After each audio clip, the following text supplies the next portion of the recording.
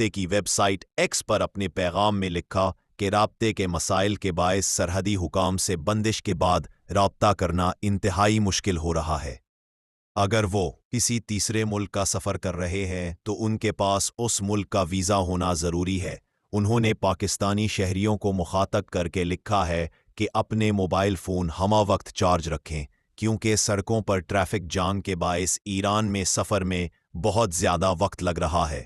بزرگ شہریوں، خواتین اور بچوں کو خاص طور پر احتیاط برتنے کی ضرورت ہے۔ انہوں نے لکھا کہ ہماری تمام شہریوں سے گزارش ہے کہ وہ تہران میں موجود ہمارے سفارت خانے اور مشہد و زاہدان میں موجود ہمارے قونصل خانوں کی رابطہ معلومات ہر وقت اپنے پاس رکھیں اور کسی بھی مشکل صورتحال میں فوری طور پر ہم سے رابطہ کریں۔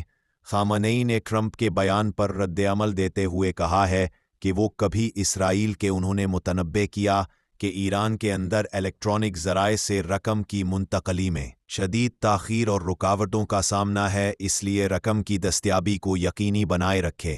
پاکستانی سفیر مدثر ٹیپو نے کہا کہ میں خود بھی ہم وطنوں کی مدد کے لیے ہر وقت ٹویٹر پر دستیاب ہوں، اشکاباد کے راستے پاکستان پہنچ گیا ہوں۔ اسد محمد بیگ سیکرٹری جنرل اقتصادی تعاون تنظیم۔ دوسری جانب اقتصادی تعاون تنظیم کے سیکرٹری جنرل اسد محمد بیگ نے ایکس پر بیان میں کہا ہے کہ وہ آج صبح تہران سے اشکاباد کے راستے کچھ ساتھیوں اور ان کے اہل خانہ کے ساتھ خیریت سے پاکستان واپس پہنچ گئے ہیں۔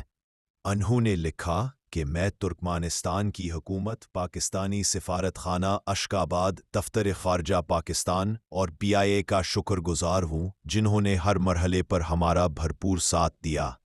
3 دنوں میں 30 امریکی فوجی طیارے امریکہ سے یورپ کی طرف اڑان بھر چکے۔